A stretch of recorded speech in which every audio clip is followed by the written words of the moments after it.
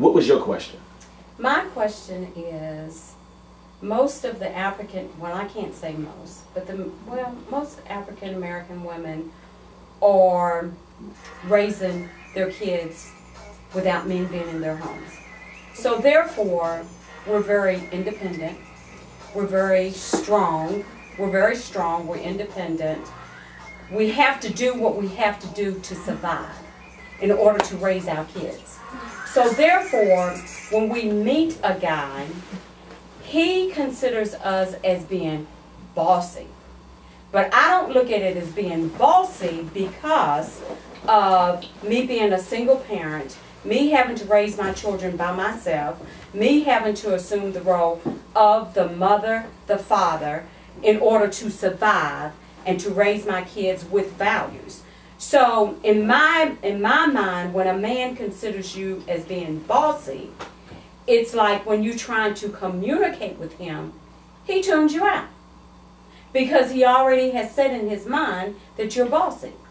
So to me, I have an issue with that. Because I'm a very, very strong, independent woman. Because I had to raise my children. You know, I've been married. I've been married a couple of times. But my last marriage I was in, it was 26 years. But even though he was there, he was not there. I still had to be the mother, the father, the provider, and everything else. He was not there. Did you allow him to be there? Well, he was on. Well, that's a different story. Okay, we're gonna get off of that one. His issues. I'm not gonna go into his. As far as the bossiness is concerned, and James, as far as the bossiness is concerned, being independent, you know, women have a power. You all have a power over us that you don't know. Oh well, no. You have a power. A lot of you guys know how to work it. You work it. You got to know, what do I like? Some of us like just cuddling, okay?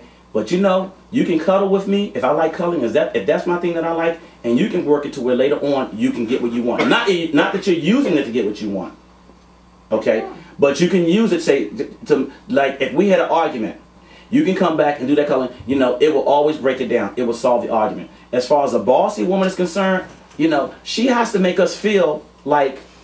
You got to play that too. Just like you play the pizzazz that you have, you have to play that bossiness. You know you're bossy. You know you're in charge.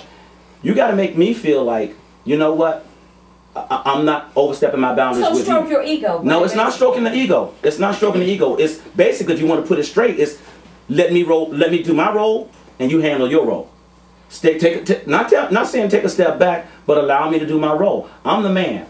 I go by the Bible. I'm supposed to be the head of the family. But only a true man can be a man. What do I mean by this? For me, I make the final decision. I'm the man of the house. I make the final decision. But I have to get her confidence that I make fair decisions. I've been fair all across the board. Okay. Once I've gotten her confidence and I show her that I can handle the money, I got my wits together, or if I can't handle the money, I'm smart enough to be the head of the family and say, look, my baby, you handle the money, the finances better than me. You take over the finances. I'm going to give my money to you. That's being the head of the family. Being head of the family means you're going to keep that family at the top. You're going to do what's best for the family. It's not your ego. I make the final decisions in this house. Now, some of you guys looking around like, he make the final decisions. I make the final decisions in this house. But here's how it goes. It goes like this. When we get to the point where we can't see eye to eye, and she says, you know what, I think we need to invest in this. And I'm like, I think we need to invest in that. I'm the head. I'm going to go back. We can't make a final decision together. I'm going to go back and I'm going to think about it. And I'm going to sit up there and say, when I come back, I thought about it.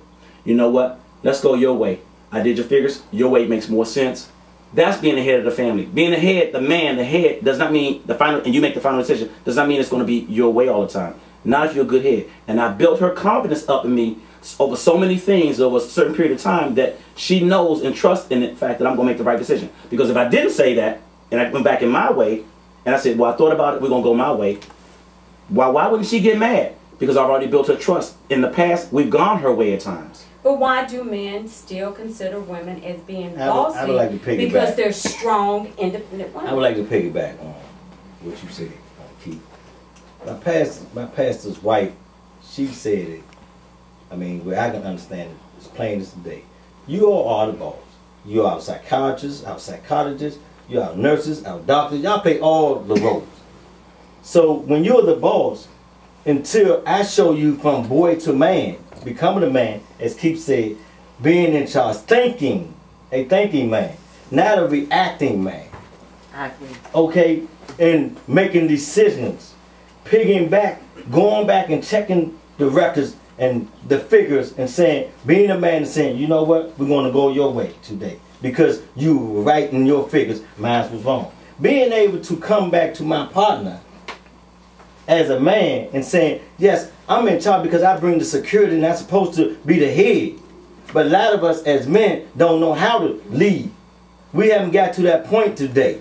Being real about this, y'all been holding the fort down for a long time. As y'all been holding the fort down, we've been incarcerating out doing drugs or whatever else. We should have been doing some damn studying as men to grow up. So when we do meet that counterpart, and God bless us, that this would be the opportunist time to say, look here, sister, I haven't been in this role for a long period of time, but allow me.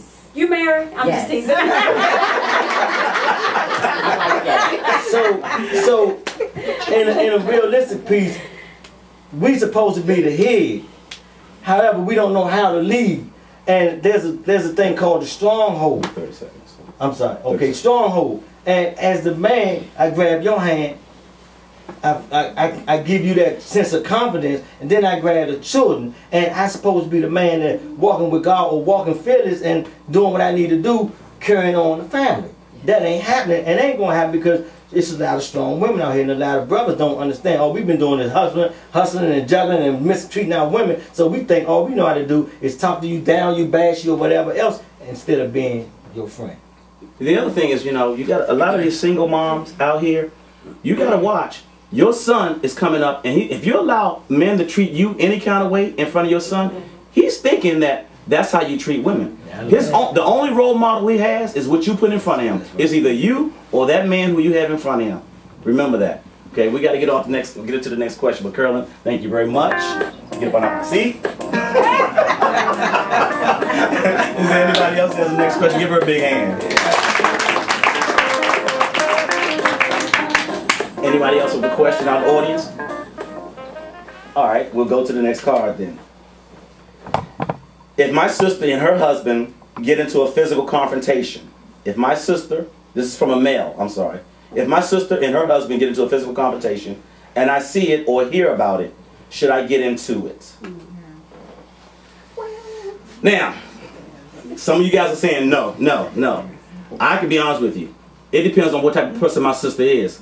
I know my sister is meek, mild, quiet, humble, and if I saw her husband hit her, I'm telling you this now, I'm taking him down. He's not going to put his hands on my sister, married or not. Okay? Now, my aunt, this is a live situation. I know how my youngest aunt was when she was alive. My youngest aunt was this, and bucking and wanting, and we were out in the street fighting together when we were kids. Not fighting each other, fighting together, you know. And I came up the street one day, coming from football practice, Theodore Roosevelt football practice, and she saw me. And her and her husband were arguing on the porch. He had just gotten out of jail. Her and her husband arguing on the front porch. And normally, I know how she runs with him. You know, they always get back together. No matter what happens, they get back together every single time. All right? I had gotten into something with them. I put my voice into something, not physically, but I put my voice into something. And they were back. She was back with him that same day. So this time, when I came up the steps, I saw him slap her.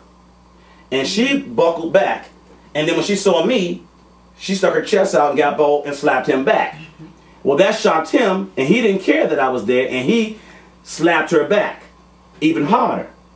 And by this time, all the slapping going on, I was at the top of the steps by this time, and I just looked over at them and I said, "How y'all doing?" and went in the front door. You have to weigh it out.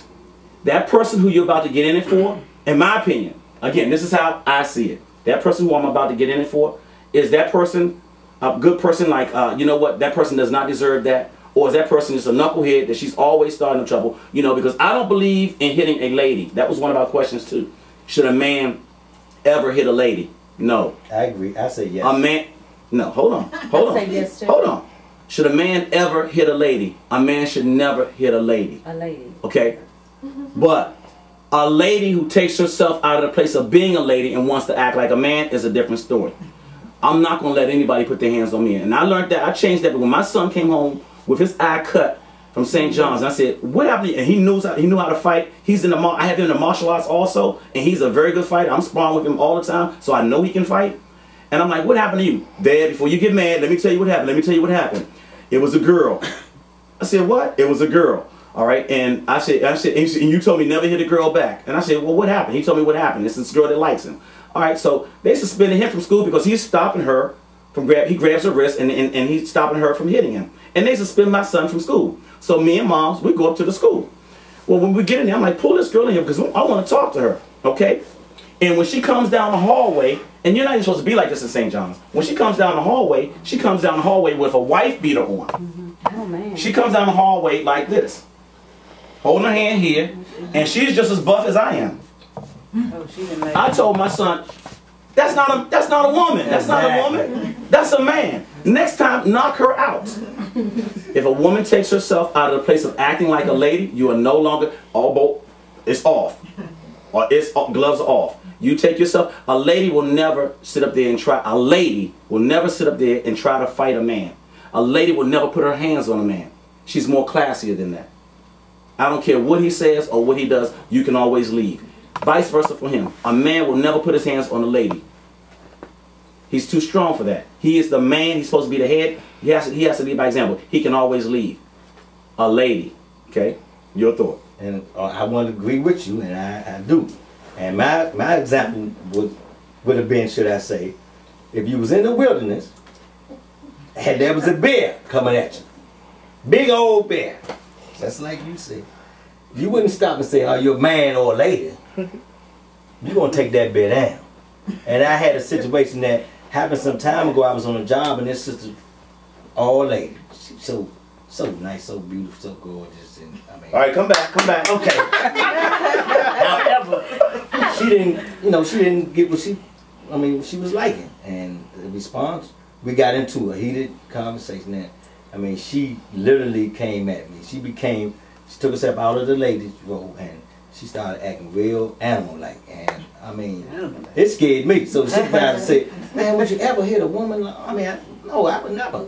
So, But it might have been because she was hurt. I She's threw it been out there hurt. though. I say, but if I was in the wilderness and a bear came at me, I couldn't stop it because she didn't act like a lady. She wasn't acting like the lady role at that time, and it was something that really got real heated, and they separated us. However, it just shows that some ladies can really get real indignant when they get in certain positions, and I mean their behavior changes. There was a show on the news about the bus driver. How many of you guys saw that bus Leaving the driver? bus driver. Oh, I'm Okay. going to jail now. Now, she did so much stuff to this bus driver. Spitting on me would have got me, first of all. And Putting hitting your, him. she would have struggled with me with either one of them. Spitting on me or putting your hands on me. I'm at work. I'm trying to do my job. You can say what you want to say because words can't hurt me. Words aren't going to get me. Okay? I'll let that go. People say, no, you won't, Keith. I know that. I know you. I'll let words go. But you put your hands on me, you spit on me, my job is set aside then.